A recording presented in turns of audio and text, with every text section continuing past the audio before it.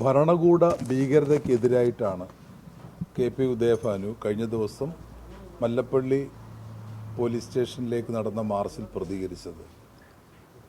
അമ്മമാരെയും അതുപോലെ തന്നെ സഹോദരിമാരെയും പാതിരാത്രിയിൽ വീട് കയറി അവരെ കടന്നാക്രമിക്കുന്ന പോലീസിൻ്റെ നയത്തിനെതിരായിട്ടുള്ള ശക്തമായ താക്കീതായിരുന്നു പോലീസ് സ്റ്റേഷൻ മാർച്ച്. ഭരണകൂട ഭീകരത എങ്ങനെയുണ്ടാകും എന്നുള്ള ഒരു തിരിച്ചറിവ് കേരള സമൂഹത്തിന് മുന്നിൽ കൊണ്ടുവരാൻ ഈ പോലീസ് സ്റ്റേഷൻ മാർച്ചിന് കഴിഞ്ഞിട്ടുണ്ട്. അതിന് മാധ്യമങ്ങൾ നൽകിയ എല്ലാ പിന്തുണയ്ക്കും ഞങ്ങൾ പ്രത്യേകം നന്ദി കൂടി ഈ സന്ദർഭത്തിൽ പറയുകയാണ്.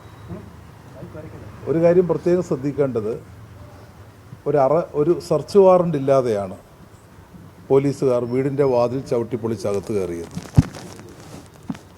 നിയമപരമായ ഒരു നടപടിയും നടപ്പാക്കാതെ ഇത്തരത്തിൽ പാതിരാത്രിക്ക് വീട്ടിൽ കയറുകയും സ്ത്രീകൾ മാത്രമുള്ള വീടുകൾ തെരഞ്ഞുപിടിച്ച് കയറുകയും അങ്ങനെ കയറിയ ഒരു വീട്ടിൽ ഒരു പെൺകുട്ടിയെ കടന്നു പിടിക്കുകയും ചെയ്യുമ്പോൾ സ്വാഭാവികമായും ഇത് ജനാധിപത്യ രാജ്യമാണ്, ജനാധിപത്യ നാടാണ്. അവിടെ പ്രതികരിക്കേണ്ടത് CPM-ൻ്റെ കടമയാണ്. അവസാന കമ്മ്യൂണിസ്റ്റുകാരനും ജീവിക്കുന്നതുവരെയും ഈ പോരാട്ടം ഞങ്ങൾ തുടരും. അതിന് കള്ളക്കേസെടുത്ത് CPM-ൻ്റെ നേതാവിനെ തുറുങ്കിലടയ്ക്കാൻ അതിനുള്ള കരിനിയമമാണ് ഇവിടെ പ്രയോഗിച്ചിരിക്കുന്നത്.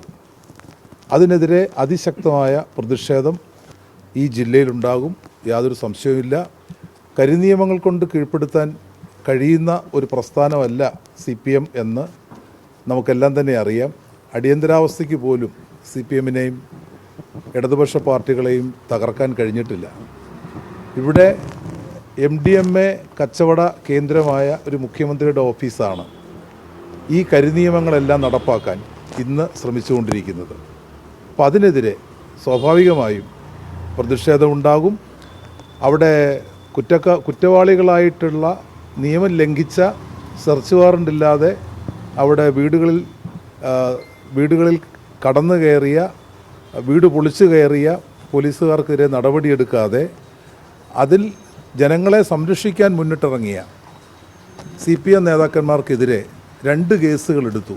ഒരു കേസിൽ 100ഓളം ആളുകളെയാണ് ഉൾപ്പെടുത്തിയിരിക്കുന്നത്. ഒരു പ്രത്യേക കേസിലാണ് കെ.പി. ഉദയഭാനു, അദ്ദേഹം പോലീസിൻ്റെ കൃത്യനിർവഹണത്തെ തടസ്സപ്പെടുത്തിയെന്നാണ് പറയുന്നത്. എങ്ങനെയാണ് നിങ്ങൾ തടസ്സപ്പെടുത്തിയത്?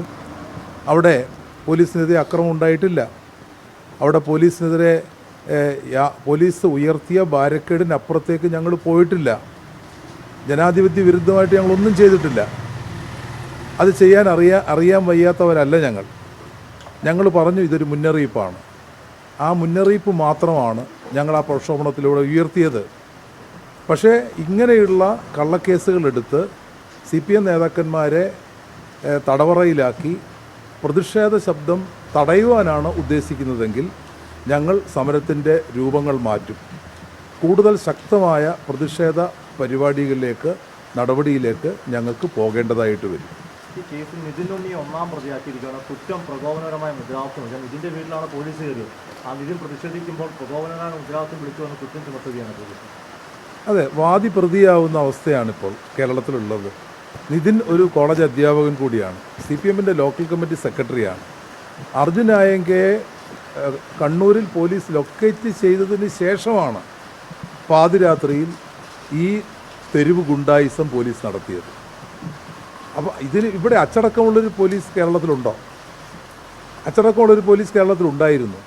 ഇന്ന് ആ പോലീസിനെ വഴിപഴപ്പിച്ചിരിക്കുകയാണ്. അപ്പോൾ അതുകൊണ്ട് തന്നെയാണ് ഈ പോലീസ് രാജിനെതിരായിട്ടുള്ള പ്രതിഷേധം. അവിടെ സ്ത്രീകളും കുട്ടികളും ആബാലവൃദ്ധ ജനങ്ങളാണ് ഈ പ്രതിഷേധ സമരത്തിൽ പങ്കെടുത്തിട്ടുള്ളത്. അതിൻ്റെ മുമ്പിൽ നിന്ന ഇരയാണ് നിതിൻ. അവിടെ ഒരു ഇരയാണ്. നിതിൻ്റെ വീടാണ് ആദ്യം റെയ്ഡ് ചെയ്തത്.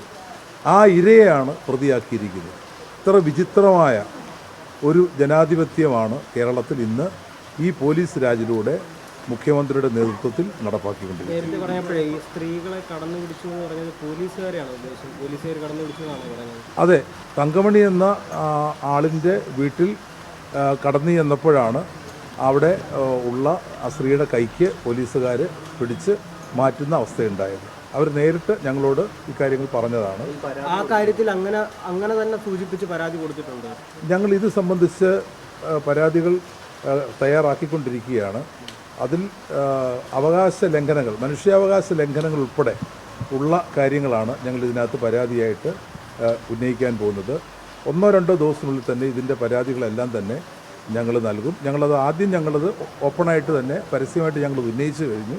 സ്വാഭാവികമായിട്ടും വരുന്ന ദിവസങ്ങളിൽ ആ പരാതി രേഖാമൂലം തന്നെ ആ പരാതികൾ ഇന്നോ നാളെയോ ആ പരാതികൾ നൽകും. മുഖ്യമന്ത്രി വീഡിയോസിനെതിരെയുള്ള സോഷ്യൽ മീഡിയയിലെ ചില കണ്ടന്റുകളൊക്കെ നെറ്റ് നീക്കം ചെയ്യുന്നത് ഇന്നലെ മുഖ്യമന്ത്രി വിശദീകരണം നൽകി സർക്കാരിന് ഇതിന് റോളില്ല എന്നൊക്കെയാണ് പറയുന്നത്. മുഖ്യമന്ത്രി ഒരു ഭീരുവാണ്. വിമർശനങ്ങളെ ഭയപ്പെടുന്ന നമ്മുടെ കേരളം കണ്ട ഒരു ഭീരുവായ മുഖ്യമന്ത്രിയാണ് വി ഡി സതീശൻ. അതിനപ്പുറത്തേക്കൊന്നും പറയേണ്ടതില്ല. കാരണം ഒരു സോഷ്യൽ മീഡിയ, ഇപ്പം ഞങ്ങളൊക്കെ വളരെ താണ പാർട്ടി പ്രവർത്തകരാണ്. ഞങ്ങൾക്കൊക്കെ ഒരു ദിവസവും 100, 200, 300 സാമൂഹിക മാധ്യമങ്ങളിലൂടെ തെറി കേൾക്കുന്നവരാണ് ഞങ്ങൾ. അപ്പോൾ ഞങ്ങളൊന്നും ഇതിനെ കൂസാറയില്ല. കാരണം ഇതെല്ലാം ജനങ്ങളല്ലേ വിലയിരുത്തേണ്ടത്. MDMA കച്ചവടക്കാരൻ 4500 ഫേസ്ബുക്ക് പോസ്റ്റാണ് മുഖ്യമന്ത്രിക്ക് വേണ്ടി ഇട്ടിട്ടുള്ളത്. അയാൾ ചീഫ് കോർഡിനേറ്ററായിരുന്നു. അപ്പോൾ ചീഫ് കോർഡിനേറ്ററായിട്ടുള്ള ആദ്യം യൂത്ത് കോൺഗ്രസുമായിട്ട് ബന്ധമില്ല എന്നാണ് ഒരു നേതാവ് പറഞ്ഞത്. പിന്നെ ഒരു മന്ത്രി യൂത്ത് കോൺഗ്രസിൻ്റെ പ്രസിഡന്റ് പറയുന്നു അയാൾ യൂത്ത് കോൺഗ്രസ്സിൽ എന്നോ മെമ്പറായിരുന്നു. പക്ഷെ പിന്നീടാണ് സാമൂഹ്യ അക്കൗണ്ടുകൾ തുറന്നു നോക്കുമ്പോഴാണ് അദ്ദേഹം മുഖ്യമന്ത്രിയുടെ കൂടപ്പുറപ്പാണ്. മുഖ്യമന്ത്രിയുടെ വീട്ടിലാണ് അദ്ദേഹത്തിൻ്റെ ഊണും ഉറക്കവും എല്ലാം എത്രയോ നാളുകളായി തുടങ്ങിയിട്ട്. അപ്പോൾ സ്വാഭാവികമായിട്ടും ഇതൊരു മഞ്ഞുമലയുടെ അറ്റം മാത്രമാണ് ഈ MDMA കേസിൽ മുഖ്യമന്ത്രിയുടെ സോഷ്യൽ മീഡിയ ഉപദേഷ്ടാവ് പിടിക്കപ്പെട്ടത്. ഈ മഞ്ഞുമലയുടെ ഉള്ളിലേക്ക് പോയാൽ എത്രയോ ഭീകരമായ സംഭവങ്ങളാണ് കേരളം ഇനി കാണാൻ വേണ്ടിയിരിക്കുന്നതെന്ന് അറിയും. ഇന്നലത്തെ FIR പരിശോധിക്കുമ്പോൾ KP ഉദ്യമങ്ങളെ പറ്റി പറഞ്ഞാൽ സംസ്ഥാന സെക്രട്ടറി അംഗം എന്നൊക്കെയാണ്. അതായത് സംസ്ഥാന സമിതി അംഗമെന്ന് പോലും പോലീസിന് വ്യക്തതയില്ലേ? അതോ പോലീസ് ആരെങ്കിലും പറഞ്ഞ കേട്ട് FIR ഇടുന്ന ഇതിലേക്ക് മാറിയോ? പോലീസ് അവിടെ റെയ്ഡിനെത്തിയത് ഏതോ കോൺഗ്രസ് നേതാക്കന്മാർ കൊടുത്ത ഇൻഫർമേഷനെ തുടർന്നാണ്. അതുകൊണ്ടാണ് ഞങ്ങൾ പറഞ്ഞത് അടിയന്തരാവസ്ഥയെ ഓർമ്മിപ്പിക്കുന്ന സംഭവങ്ങൾ ഈ സർക്കാർ തുടക്കം മുതൽ തുടങ്ങി വെച്ചിരിക്കുന്നു. എന്നുവെച്ചാൽ അടിയന്തരാവസ്ഥയ്ക്കാണ് ഈ ആളുകളെ ചൂണ്ടിക്കാട്ടി അവരെ അറസ്റ്റ് ചെയ്ത് മർദ്ദിച്ച് ജയിലിലടയ്ക്കുന്ന അനുഭവം കേരളത്തിലുണ്ടായിട്ടുള്ളത്. അത് അടിയന്തരാവസ്ഥയ്ക്കാണ്. ഈ അടിയന്തരാവസ്ഥയുടെ ഓർമ്മകളാണ് ഇപ്പോൾ നമുക്ക് കേരളത്തിൽ കാണാൻ കഴിയുന്നത്. ഒരു മുണ്ടുടുത്ത മോദിയായി കേരളത്തിൻ്റെ മുഖ്യമന്ത്രി മാറുന്നു എന്നുള്ളതാണ് അപഹാസ്യമായ കാര്യം.